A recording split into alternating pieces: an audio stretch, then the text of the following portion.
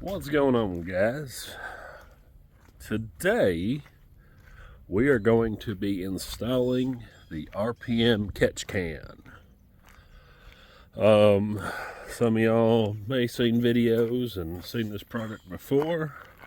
What it does, it's a hose that comes off your crankcase and catches all the moisture, oil, unburnt fuel, catches all that stuff into a can, and it's exactly what it sounds like.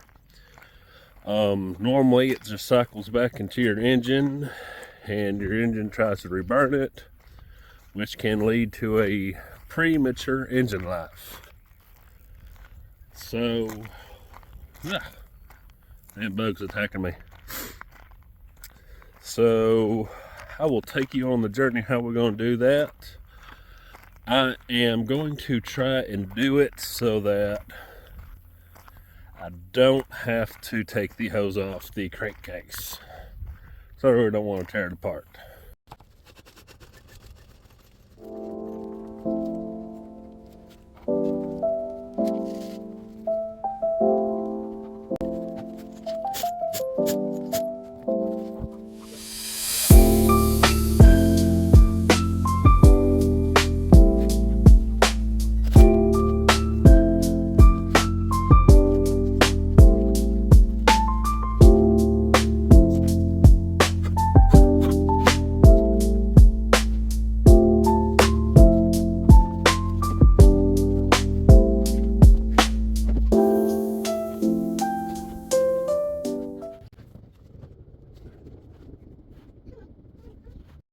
Alright, so I did decide to go ahead and take the rear off. I guess it really ain't that hard.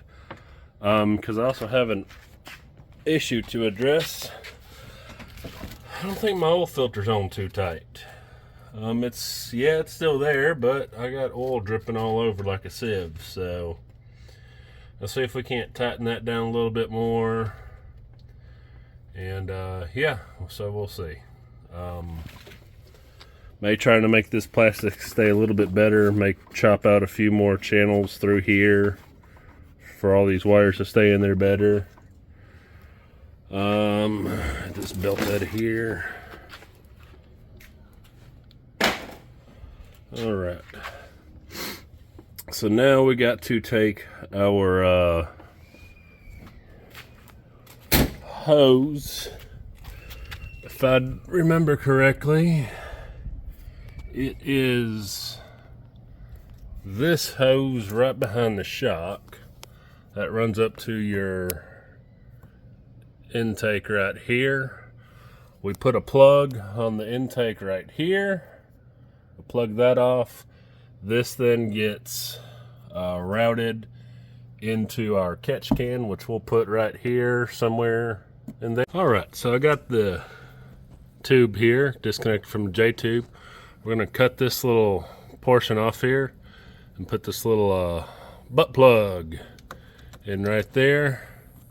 That way it'll block air coming in this way. I think I got a little silicone sealant to put around it as well. Stick that in there. And yeah, kind of like how this side is. Might need to adjust that one, get it a little tighter as well. Currently what I had to do was to undo my shock, pull it back so I could get up in there and work. Once I get that sealed off, I can let the shock back down because that's in the way of where I'm going to put my catch can. Currently trying to get that back. Damn clamp off. Some long tweezers, whatever you want to call them. All right, so we got our silicone tube on. Got the hose clamp on there. I ended up putting the hose clamp so here's the hose. Well, say this is the hose. I got the threaded portion on the bottom. It was just easier to get to. So keep that in mind when putting it on. All right.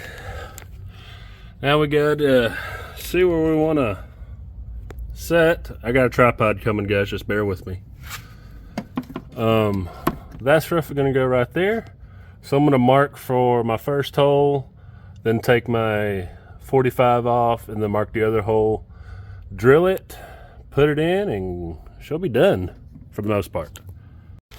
Alright, so now that we got our catch can installed, got the blue fender washers in there. People really ain't gonna see it, but you know, it's a nice little touch. That's, you know, what I'm about, all the little details like that. The backside will be blocked from the bed box, or the pack out in the back, so you won't see it.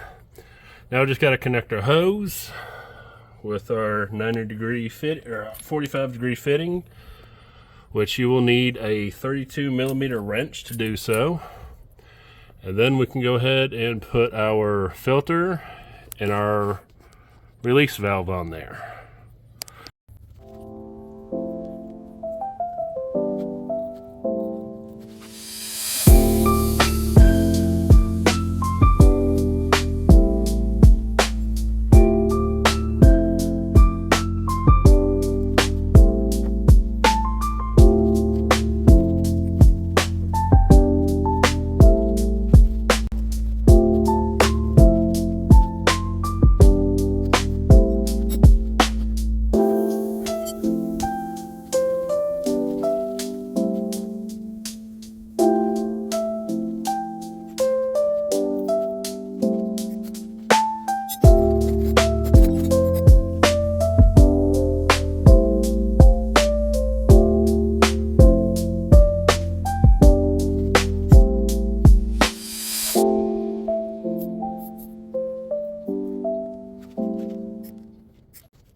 Alright, so we got our